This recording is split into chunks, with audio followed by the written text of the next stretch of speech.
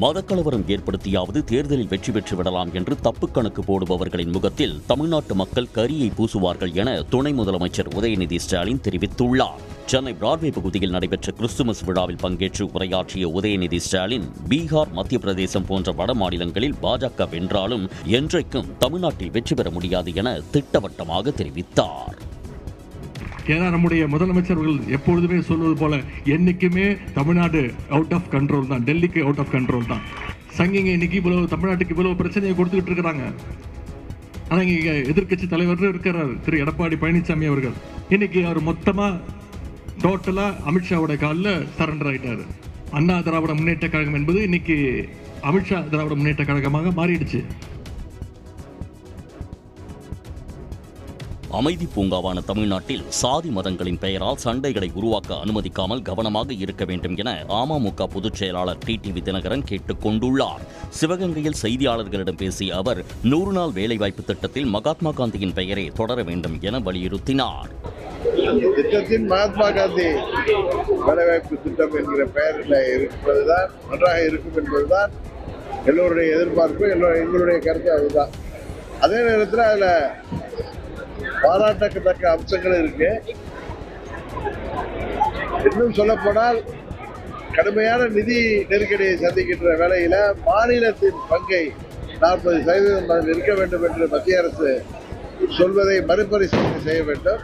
பாஜகவுடன் மீண்டும் கூட்டணியில் இணையப் போகிறீர்களா என செய்தியாளர்கள் எழுப்பிய கேள்விக்கு 1 மாதத்திற்குள் அமமுக கூட்டணி குறித்து அதிகாரப்பூர்வமாக அறிவிக்கப்படும் என்றார்.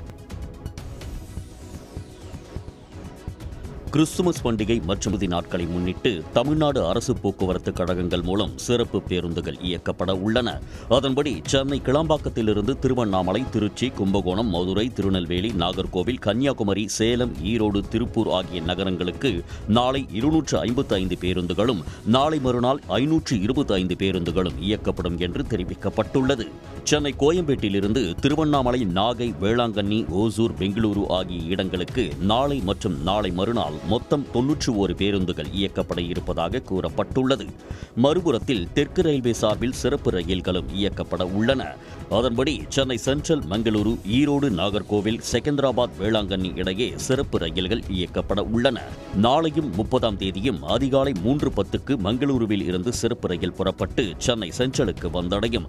சென்ட்ரலிலிருந்து 24, 31 ஆகிய தேதிகளில் அதிகாலை 4:15 மணிக்கு சிறப்பு ரயில் மங்களூரு புறப்படும் என்று தெரிவிக்கப்பட்டுள்ளது.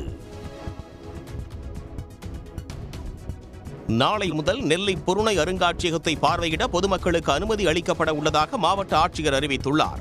ஆதிச்சநல்லூர், சிவகளை, கொர்க்கை உள்ளிட்ட பல்வேறு இடங்களில் கிடைக்கப்பட்ட பழங்கால செப்பேடுகள், கல்வெட்டுகள், சுவடுகள் உள்ளிட்ட பொருட்களை காட்சிப்படுத்தி பொருணை அருங்காட்சியகம் அமைக்கப்பட்டுள்ளது. தமிழரின் நாகரீகம், பண்பாடு மற்றும் வரலாற்றை பறைசாற்றும் வகையில் ரெட்டியார்பட்டி மலைப்பகுதியில் 56 கோடி ரூபாயில் அமைக்கப்பட்டுள்ள பொருணை அருங்காட்சியகத்தை முதலமைச்சர் மு.க. ஸ்டாலின் திறந்து வைத்தார். இந்நிலையில் பொருணை அருங்காட்சியகத்தை நாளை மறுநாள் முதல் பொதுமக்கள் பார்வையிடலாம் என்று மாவட்ட ஆட்சியர் சுகுமார் அறிவித்துள்ளார்.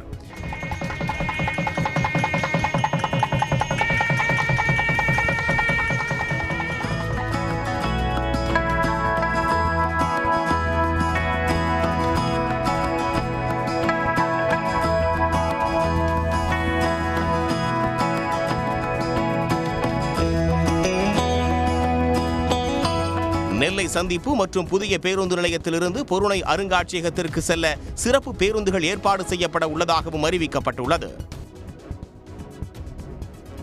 இந்தியாவில் முதுகலை கல்லூரி படிப்பு செல்வோர் சதவீதம் குறைவாகவே உள்ளதாக ஓய்வு பெற்ற உச்சநீதிமன்ற நீதிபதி இப்ராஹிம் கலிஃபுல்லா தெரிவித்துள்ளார்.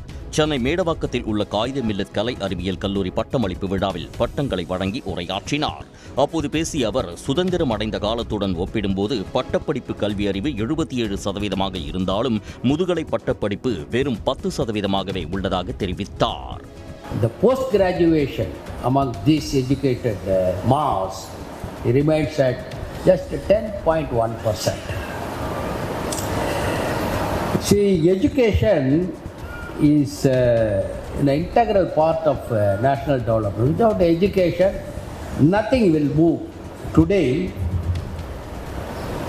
the sad part of it is the education, instead of reforming the human behavior, in my humble opinion. மாணவர்கள் எந்த தொழில்நுட்ப வளர்ச்சியையும் தவறாக பயன்படுத்தக்கூடாது என கேட்டுக்கொண்ட நீதிபதி குறிப்பாக செல்போனை நல்வழிக்கு மட்டுமே பயன்படுத்த வேண்டும் என்று அறிவுறுத்தினார். சென்னை பெசன்ட் நகரில் மகளிர் சுய உதவி குழுக்கள் நடத்தும் உணவு திருவிழாவை துணை முதலமைச்சர் உதயநிதி ஸ்டாலின் தொடங்கி வைத்தார். மகளிர் சுய உதவி குழுவினரின் சமையல் திறன், தரமான தயாரிப்புகள் மற்றும் தொழில் முனைவு திறனை வெளிப்படுத்தும் வகையில் உணவு திருவிழா நடைபெறுகிறது. பல்வேறு உணவுகளை ருசித்து பார்த்த பிறகு செய்தியாளர்களை சந்தித்த துணை முதலமைச்சர் உதயநிதி ஸ்டாலின் உணவு திருவிழாவை தொடங்கி வைத்ததில் மகிழ்ச்சி என்று தெரிவித்தார். உணவு திருவிழாவுக்கு பொதுமக்கள், சென்னையில் இருக்கக்கூடிய பொதுமக்கள் அனைவரும் வந்து, முக்கியமாக அந்த உணவு பிரியர்கள், ஃபுட் லவர்ஸ் வந்து இங்கே வந்து ருசிச்சு அவங்க ஃபேமிலியோட வரலாம், அவங்க ஃப்ரெண்ட்ஸோட வந்து சாப்பிட்டு அவங்களுக்கு சப்போர்ட் பண்ணணும் அப்படின்னு நான் கேட்டுக்கிறேன். வரும் 24ஆம் தேதி வரை நடைபெறவுள்ள உணவு திருவிழாவிற்கு மக்கள் மத்தியில் வரவேற்பு அதிகரித்துள்ளது. ரொம்ப நல்லா இருக்குது. ஆக்சுவலி ஆந்திராவில் வந்து நாங்கள் இந்த மாதிரி ஒரு டுகெதர் எல்லா டிஸ்ட்ரிக்டோட ஃபுட் ஃபெஸ்டிவல் பார்த்ததில்ல. இதுதான் எங்களுக்கு ஃபர்ஸ்ட் டைம். ஆக்சுவலி இந்த எக்ஸ்பீரியன்ஸ் ரொம்ப நல்லா இருக்கு. இந்த உணவு திருவிழாவில் 38 மாவட்டங்களைச் சேர்ந்த பாரம்பரிய சுவைமிக்க உணவுகள் இடம்பெற்றுள்ளன. நாமக்கல்லில் முட்டை ஒன்றின் பண்ணை கொள்முதல் விலை புதிய உச்சம் தொட்டுள்ளது. முட்டையின் நுகர்வு அதிகரிப்பு, கோழித்தீவன மூலப்பொருட்களின் விலை உயர்வு உள்ளிட்ட காரணங்களால் முட்டை விலை தொடர்ந்து உயர்ந்து வருகிறது. அதன் தொடர்ச்சியாக நாமக்கல்லில் முட்டை ஒன்றின் பண்ணை கொள்முதல் விலை மேலும் 5 காசுகள் உயர்ந்து ₹6.35 நிர்ணயம் செய்யப்பட்டுள்ளது. 55 ஆண்டு கால தமிழ்நாட்டின் கோழிப்பண்ணை வரலாற்றில் இதுவே அதிகம் என்று கூறப்படுகிறது. கடந்த 2 நாட்களில் மட்டும் முட்டை விலை 10 காசுகள் உயர்ந்துள்ளது. 1100க்கும் மேற்பட்ட கோழிப்பண்ணைகள் கொண்ட நாமக்கல் மாவட்டத்தில் தினந்தோறும் 6 கோடி முட்டைகள் உற்பத்தி செய்யப்படுவது குறிப்பிடத்தக்கது. தமிழ்நாட்டில் 24 கோயில்கள் லிப்டிங் முறையில் தூக்கப்பட்டு புனரமைப்பு பணிகள் நடைபெற்றுக் கொண்டிருப்பதாக அமைச்சர் பி.கே. சேகர்பாபு தெரிவித்துள்ளார். சென்னை ஸ்டான்லி மருத்துவமனை சாலையில் கட்டப்பட்டு வரும் அடுக்குமாடி குடியிருப்பு கட்டுமான பணிகளை அமைச்சர் சேகர்பாபு ஆய்வு மேற்கொண்டார். பின்னர் செய்தியாளர்களை சந்தித்த அவர் 4000 கோயில்களில் குடமுழுக்கு நடைபெற்றுள்ளதாகவும் பள்ளத்தில் இருந்த 11 கோயில்களில் லிப்டிங் முறையில் புனரமைப்பு பணிகள் முடிந்துள்ளதாகவும் தெரிவித்தார். அந்த திருக்கோயில் 5.5 அடி பள்ளத்திலே சென்று விட்டது. தரை மட்டத்திலிருந்து அதை இடித்து கட்டுவதற்கு சாத்தியக்கூறுகள் இல்லை. இடித்து கட்டுகின்ற கட்டுமானத்திற்குண்டான வல்லுநரும் நம்மிடையே இல்லை. ஆகவே அதை லிப்டிங் முறையில் தூக்கி கொண்டிருக்கின்றோம். 24 திருக்கோயில்களை தமிழகத்திலே அதுபோல் லிப்டிங் முறையில் தூக்குவதற்கு பணிகள் ஆரம்பிக்கப்பட்டு, சமீபத்தில் கூட காளிகாம்பாள் திருக்கோயில் அந்த பணியை நானே சென்று ஆரம்பித்தேன். அதில் 11 திருக்கோயில் பணிகளை முடித்திருக்கின்றோம். சேலம் மாவட்டம் ஆத்தூர் பகுதிகளில் உள்ள வாரச்சந்தைகளுக்கு வரமிளகாய் எனப்படும் காய்ந்த மிளகாயின் வரத்து குறைந்ததால் அதன் விலை கிலோவுக்கு குறைந்தது 50 முதல் 80 ரூபாய் வரை அதிகரித்துள்ளது. ஆத்தூர், தலைவாசல், மல்லியக்கரை, வீரகனூர் உள்ளிட்ட பகுதிகளில் செயல்படும் வாரச்சந்தைகளுக்கு விற்பனைக்கு அதிக அளவில் வரமிளகாய் கொண்டு வரப்படும். ஆனால் கடந்த 2 மாதங்களாக சந்தைகளுக்கு வரவேண்டிய வரமிளகாயின் அளவு குறைந்துள்ளது. இதனால் 150 முதல் 180 ரூபாய் வரை விற்பனை செய்யப்பட்ட சீனி வரமிளகாய் தற்போது 220 ரூபாய் முதல் 250 ரூபாய் வரை விற்பனையாகிறது. 1 கிலோ 100 ரூபாய் முதல் 120 ரூபாய் வரை விற்பனையான ஆந்திரா குண்டு வரமிளகாய் 180 ரூபாய் முதல் 200 ரூபாய் வரை விற்பனையாகிறது. இதனால் வியாபாரம் குறைந்துள்ளதாக வியாபாரிகள் கவலை தெரிவித்துள்ளனர். மிளகாய் வந்து நம்ம தமிழ்நாட்டில் வந்து பரமக்குடி, துறையூர் இந்த மாதிரி நம்ம லோக்கல் காய் வந்துட்டு இருந்துங்க. இப்போ நம்ம லோக்கலில் வந்து இந்த விளைச்சல் கிடையாது. இது இல்லாததுனால நாங்கள் ஆந்திரா மிளகாயை நம்பி தான் வியாபாரம் பண்ணுறோம். ஆந்திரா மிளகாய் வரலனாக்கா நமக்கு வியாபாரம் பண்ணுறதுக்கு தோதாப்படுறாங்க. ரேட்டும் வந்து நம்ம லோக்கல் மிளகாய் இருந்ததுன்னா ரேட்டு கொஞ்சம் குறையும். ஆந்திரா மிளகாங்கிறதுனால அங்கேருந்து வந்தால் தான் அங்கே இருக்க ரேட்டு அங்கே எங்கன்னா ஃபிக்ஸ் பண்ணி கொடுக்குறாங்களோ அதுதான் ரேட்டு. அதனால தான் விளையாட்டுறதுக்கு காரணம். மதுரை மீனாட்சி அம்மன் கோயில் உள்ளே அடுப்பு பயன்படுத்தி பிரசாதங்கள் செய்தால் பழங்கால கல் தூண்களுக்கு பாதிப்பு ஏற்பட்டுள்ளதாக காவல் நிலையத்தில் புகார் அளிக்கப்பட்டுள்ளது. சேலம் திருத்தொண்டர் சபை அறங்காவலர் ராதாகிருஷ்ணன் என்பவர் மீனாட்சி அம்மன் கோயில் தெற்கு கோபுரம் அருகே உள்ள காவல் நிலையத்தில் புகார் மனு ஒன்றை அளித்தார். பின்னர் செய்தியாளர்களை சந்தித்த அவர், தீ விபத்தில் சேதமடைந்த மீனாட்சி அம்மன் கோயில் வீர வசந்தராயர் மண்டபம் முழுமையாக சீரமைக்கப்படவில்லை என்றார். கல் தூண்கள் எல்லாம் பாதி வந்து செதஞ்சிருச்சு, எப்போ வேணாலும் இடிஞ்சு விழுந்துடலாம். இந்த மாதிரி ஒரு உயிர் அபாயம் இருக்குது. இது பேரில் இவங்க நடவடிக்கை எடுக்கலங்கிறதுக்காக இன்றைய தினம் குற்றவியல் வழக்கு பதிவு செய்ய மீனாட்சி அம்மன் கோயில் காவல் நிலையத்தில் புகார் கொடுத்திருக்கிறோம். அந்த புகாரின் மீது நடவடிக்கை எடுப்பார்கள் என்று எதிர்பார்க்கிறோம். நடவடிக்கை இல்லை என்றால் அவர்கள் மீதும் வழக்கு பதிவு செய்ய நீதிமன்றத்தில் அறிக்கை சமர்ப்பிக்கப்படும். வன்னி மரத்தடி விநாயகர் சன்னதியை ஒட்டி அடுப்பு பயன்படுத்தி பிரசாதங்கள் தயாரிக்கப்படும் போது ஏற்படும் வெப்பத்தால் தொன்மையான கல் மண்டபங்கள் சேதமடைந்து வருவதை காண முடிகிறது என்றும் அவர் தெரிவித்துள்ளார். தமிழ்நாட்டில் முதல் முறையாக உபரி நிலத்தில் பழனி அருகே 461 பேருக்கு விலையில்லா வீட்டுமனை வழங்கப்பட்ட நிலையில் பயனடைந்த பெண்கள் தமிழ்நாடு அரசுக்கு நன்றி தெரிவித்தனர். தொப்பம்பட்டியில் விலையில்லா வீட்டுமனை பட்டா வழங்கும் விழா நடைபெற்றது. இதில் அமைச்சர் சக்கரபாணி பங்கேற்று புஷ்பத்தூர், ராஜாம்பட்டி, முத்துநாயக்கன்பட்டி, சத்திரப்பட்டி பகுதியைச் சேர்ந்த 461 பயனாளிகளுக்கு 6 கோடியே 50 லட்சம் ரூபாய் மதிப்பிலான வீட்டுமனை பட்டாக்களை வழங்கினார். சொந்த வீடு இல்லாமல் இருந்த தங்களுக்கு வீட்டுமனை பட்டா வழங்கிய தமிழ்நாடு அரசுக்கு பெண்கள் நன்றி தெரிவித்தனர். கூலி வேலை செஞ்சுட்டு இருக்கேங்க. வீட்டுமனை பட்டாக்காக நாங்கள் மனு கொடுத்துருந்தோங்க. அது சமயம் முதலமைச்சர் எங்களுக்கு பண்ணி கொடுத்ததுனால ரொம்ப மகிழ்ச்சி அடைகிறேங்க. இதனால எங்களுக்கு நல்ல பலன் இருக்குதுங்க. மிக்க நன்றிங்க முதலமைச்சருக்கு. முதல்ல மிக்க நன்றி. நிகழ்ச்சியில் நாடாளுமன்ற உறுப்பினர் சச்சிதானந்தம், மாவட்ட ஆட்சியர் சரவணன் உள்ளிட்டோர் கலந்து கொண்டனர். நட்சத்திர கிரிக்கெட் தொடரில் சென்னை அணியை வாங்கியுள்ள திரைப்பட தயாரிப்பாளர் ஐசரி கணேஷ் மற்றும் நடிகை ஸ்ரீபிரியா ஆகியோர் அணியின் பெயரை வேல்ஸ் சென்னை கிங்ஸ் என மாற்றம் செய்துள்ளனர். ஆண்டுதோறும் திரையுலக பிரபலங்கள் பங்கேற்கும் நட்சத்திர கிரிக்கெட் தொடர் நடைபெறும். கடந்த தொடர்களில் பங்கேற்ற சென்னை ரைனோஸ் அணியை வாங்கிய ஐசரி கணேஷ் மற்றும் ஸ்ரீபிரியா அணியின் புதிய பெயர் மற்றும் ஜெர்சியை அறிமுகப்படுத்தினர். சென்னை அண்ணா சாலையில் நடைபெற்ற அறிமுக விழாவில் பேசிய அணியின் உரிமையாளர் ஸ்ரீபிரியா, அடுத்த தொடரில் வெற்றி பெற்று பரிசுத் தொகையான 50 லட்சம் ரூபாயை வெல்வோம் என நம்பிக்கை தெரிவித்தார். மேலும் தான் ஒரு கிரிக்கெட் ரசிகை என்றும் கிரிக்கெட்டில் சுனில் கவாஸ்கர் தனக்கு பிடித்தமானவர் எனவும் தெரிவித்தார். என்னோட maybe I can use the term crush was Sunil Gavaskar. So நான் மனசார அவருக்கு இந்த நேரத்தில் எனக்கு கிரிக்கெட்டில் ஒரு பெரிய ஆர்வத்தை கொடுத்ததுக்கு நான் என்னுடைய மகிழ்ச்சியை தெரிவிச்சுக்கிறேன். 19 வயதுக்குட்பட்டோருக்கான ஆசிய கோப்பை கிரிக்கெட் தொடரின் இறுதிப் போட்டியில் இந்திய அணியை வீழ்த்தி பாகிஸ்தான் அணி சாம்பியன் பட்டத்தை வென்றது. துபாயில் நடைபெற்ற இறுதிப் போட்டியில் டாஸ் வென்ற இந்திய அணி பந்து வீச்சை தேர்வு செய்தது. முதலில் பேட்டிங் செய்த பாகிஸ்தான் அணி 50 ஓவர்கள் முடிவில் 8 விக்கெட்டுகளை இழந்து 347 ரன்களை எடுத்தது. அதிகபட்சமாக இந்திய பந்து வீச்சாளர் திவேஷ் தேவேந்திரன் 3 விக்கெட்டுகளை வீழ்த்தினார். இதனைத் தொடர்ந்து களமிறங்கிய இந்திய வீரர்கள் அடுத்தடுத்து ஆட்டமிழந்தனர். இந்த நிலையில் 156 ரன்களுக்கு இந்திய அணி அனைத்து விக்கெட்டுகளையும் இழந்து தோல்வியடைந்தது. இதன் மூலம் 191 ரன்கள் வித்தியாசத்தில் வென்று பாகிஸ்தான் ஆசிய கோப்பையை கைப்பற்றியது. இந்தியா இலங்கை மகளிர் அணிகள் இடையிலான முதல் T20 போட்டியில் 8 விக்கெட் வித்தியாசத்தில் இந்திய மகளிர் அணி வெற்றி பெற்றது. 5 T20 போட்டிகளை கொண்ட தொடரில் விளையாட இலங்கை மகளிர் அணி இந்தியாவிற்கு வந்துள்ளது. விசாகப்பட்டினத்தில் நடைபெற்ற முதல் போட்டியில் டாஸ் வென்ற இந்திய அணி பந்து வீச்சை தேர்வு செய்தது. முதலில் பேட்டிங் செய்த இலங்கை அணி 20 ஓவர் முடிவில் 6 விக்கெட்டுகளை இழந்து 121 ரன்களை எடுத்தது. 122 ரன்களை இலக்காக கொண்டு விளையாடிய இந்திய அணியின் தொடக்க வீராங்கனைகள் அடுத்தடுத்து அவுட் ஆகி ஏமாற்றம் அளித்தனர். அதைத் தொடர்ந்து களமிறங்கிய ஜெமிமா அரை சதம் விளாசிய நிலையில் 14.4 ஓவர்களிலேயே வெற்றிக்கான இலக்கை எட்டி இந்திய அணி வெற்றி பெற்றது. அதிகபட்சமாக ஜெமிமா 69 ரன்களை எடுத்திருந்தார். இதன் மூலம் 1-0 என்ற கணக்கில் இந்திய அணி முன்னிலை பெற்றுள்ளது.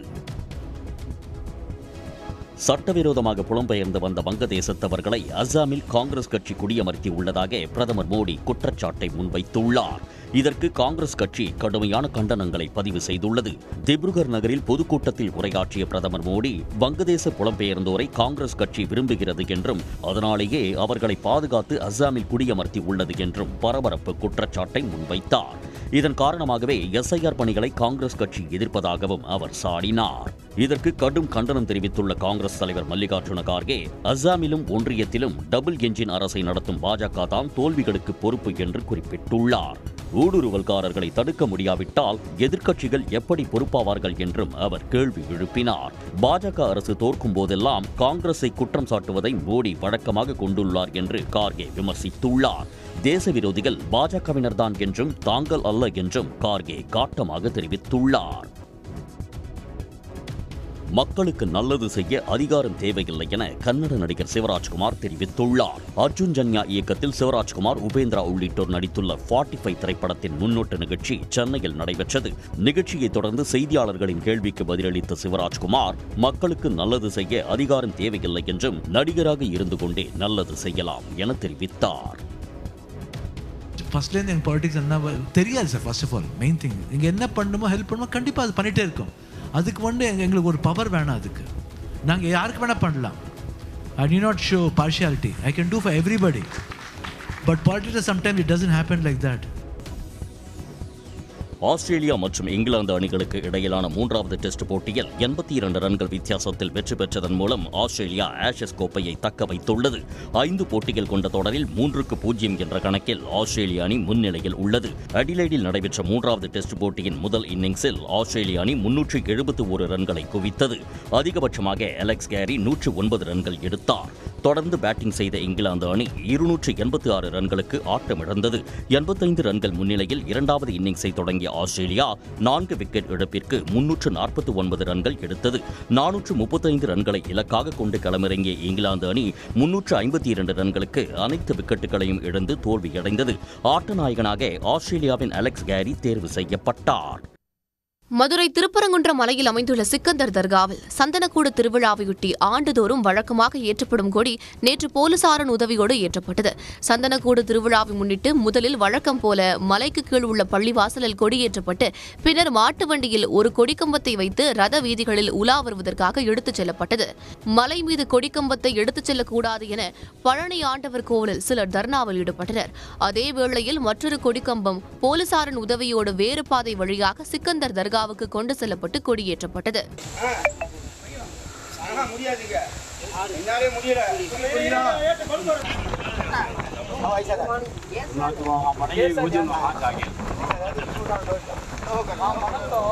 இதையடுத்து தங்களையும் மலைக்கு சென்று தீபம் ஏற்ற அனுமதிக்க வேண்டும் என்று வாக்குவாதத்தில் ஈடுபட்டவர்களை போலீசார் கைது செய்தனர். கைது நடவடிக்கையை கண்டித்து ராஜா தலைமையில் சாலை மறியலில் ஈடுபட்டவர்களும் கைது செய்யப்பட்டனர். இந்தியா என்பது இந்து நாடு என்றும் அந்த உண்மைக்கு அரசமைப்பு சட்டத்தின் ஒப்புதல் தேவையில்லை என்றும் RSS தலைவர் மோகன் பகவத் தெரிவித்துள்ளார். கொல்கத்தாவில் RSS நூற்றாண்டையொட்டி நடைபெற்ற நிகழ்ச்சியில் பேசிய அவர், சூரியன் எப்போதிலிருந்து கிழக்கில் உதிக்கிறது என்பது தெரியாத போது அதற்கு அரசமைப்பு சட்டத்தின் ஒப்புதல் தேவையாக உள்ளதா என கேள்வி எழுப்பிய அவர், இந்தியாவில் இந்திய கலாச்சாரம் போற்றப்படும் வரை இந்தியா இந்து நாடாகவே இருக்கும் என்றும் அதுவே RSS அமைப்பின் சித்தாந்தம் என்றும் கூறினார். அரசமைப்பு சட்டத்தின் முகப்புரையில் மதசார்பற்ற என்ற வார்த்தை ஒரு பகுதியாக இருக்கவில்லை என கூறிய அவர், நெருக்கடி நிலையின் போது அப்போது பிரதமராக இருந்த இந்திரா காந்தி அவர்களால் அரசமைப்பு சட்டத்தின் 42வது திருத்தத்தின்படி சோசியலிஸ்ட் என்ற வார்த்தையுடன் சேர்க்கப்பட்டதாக தெரிவித்தார். RSS அமைப்பு இஸ்லாமியர்களுக்கு எதிரான என்ற தவறான புரிதலை போக்க RSS அலுவலகத்தை மக்கள் பார்வையிட வேண்டும் எனவும் கேட்டுக் கொண்டார். அபாயகரமான காற்று மாசிலிருந்து தப்ப இமயமலை பகுதிக்கு சுற்றுலா செல்லும் டெல்லி மக்களின் எண்ணிக்கை அதிகரித்து வருகிறது. தலைநகரில் தீபாவளிக்கு பிறகு காற்று மாசு மிகவும் அதிகரித்துள்ளது. நேற்று காசிப்பூர் பகுதியில் காற்றின் தர குறியீடு 438ஆகவும் டெல்லியில் சராசரியாக 390ஆகவும் பதிவானது. இந்நிலையில் இமாச்சல பிரதேசத்தின் குலு சுற்றுலா தலத்திற்கு வருகை தந்தவர்களில் டெல்லியைச் சேர்ந்தவர்கள் அதிக எண்ணிக்கையில் இருந்தனர். जो शायद से दिल्ली में पॉसिबल नहीं होता. दिल्ली में हम अपने रूम में एयर प्यूरीफायर ऑन करके बैठते हैं. यहाँ पर थोड़ी हवा है, we can do that. மணாலியின் Hidimba தேவி கோயிலில் வழிபாடு செய்தவர்கள் டெல்லியை ஒப்பிடும்போது மணாலியில் தூய்மையான ஆக்சிஜன் கிடைப்பதாக மகிழ்ச்சியுடன் தெரிவித்தனர். दिल्ली के मुकाबले यहाँ तो मुझे ऐसा लग रहा है कि फ्रेश ऑक्सीजन एकदम 50 AQI बिलो 50 AQI है, जो कि लगभग दिल्ली में 700 के आसपास है. तो वहाँ तो आजकल ऐसा लगता है कि बस गैस का चैम्बर बना हुआ है. இனி வரும் நாட்களில் பனிப்பொழிவு ஏற்பட வாய்ப்பு இருப்பதால் அதை ரசிக்க வரும் சுற்றுலா பயணிகளில் டெல்லி மக்களின் எண்ணிக்கை அதிகமாகவே இருக்கும் என்று எதிர்பார்க்கப்படுகிறது. சென்னையில் 22 கேரட் ஆபரண தங்கம் சவரனுக்கு மேலும் 640 ரூபாய் அதிகரித்து மீண்டும் 1 லட்சத்தை நெருங்கியுள்ளது. கடந்த 15ஆம் தேதி தங்கம் விலை அதுவரை இல்லாததாக சவரனுக்கு 1160 ரூபாய் உயர்ந்து 1,120 ரூபாய்க்கு விற்பனையானது. இதனால் தங்க நகை பிரியர்கள் எல்லையில்லா அதிர்ச்சியில் உறைந்தனர். அது முதலே ஏற்ற இறக்கத்துடன் காணப்பட்ட தங்கம் விலை இன்று சவரனுக்கு மேலும் 640 ரூபாய் அதிகரித்து 99,840 ரூபாய்க்கு விற்பனை செய்யப்படுகிறது. கிராமுக்கு 80 ரூபாய் அதிகரித்துள்ளது. வெள்ளி விலை கட்டுக்கடங்காமல் நாள்தோறும் புதிய உச்சத்தை பதிவு செய்து வருகிறது. இன்று கிராமுக்கு 5 ரூபாய் அதிகரித்து 1 கிராம் 231 ரூபாய்க்கும் 1 கிலோ 2,31,000 ரூபாய்க்கும் வர்த்தகமாகி வருகிறது. மலைகளின் இளவரசி என்ற பெயருக்கு ஏற்ப கொடைக்கானலில் உள்ள மலைகள் வெண்கிரீடம் அணிந்திருப்பது போல பனியால் சூழப்பட்டு ரம்யமாக காட்சியளிக்கிறது.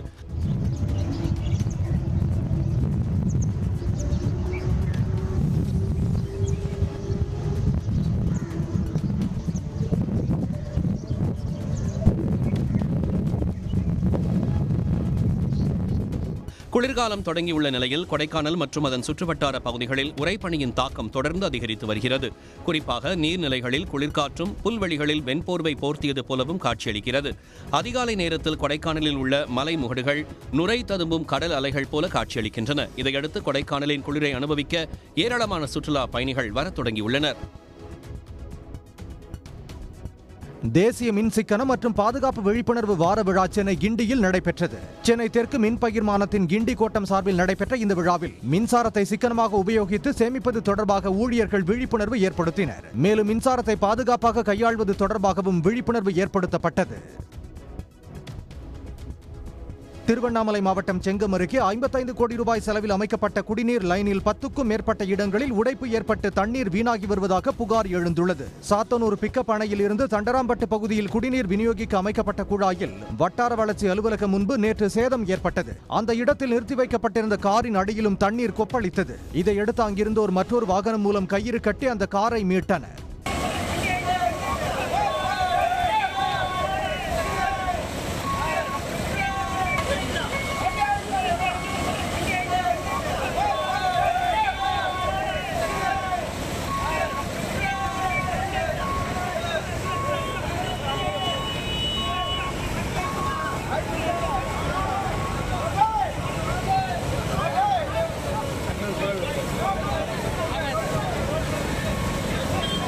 பைப்லைன் அமைக்கப்பட்ட சில நாட்களிலேயே அடுத்தடுத்து சேதமடைந்து வருவதால் புதிதாக தரமான முறையில் பைப்லைன் அமைக்க நடவடிக்கை எடுக்க வேண்டும் என அப்பகுதி மக்கள் கோரிக்கை விடுத்துள்ளனர்.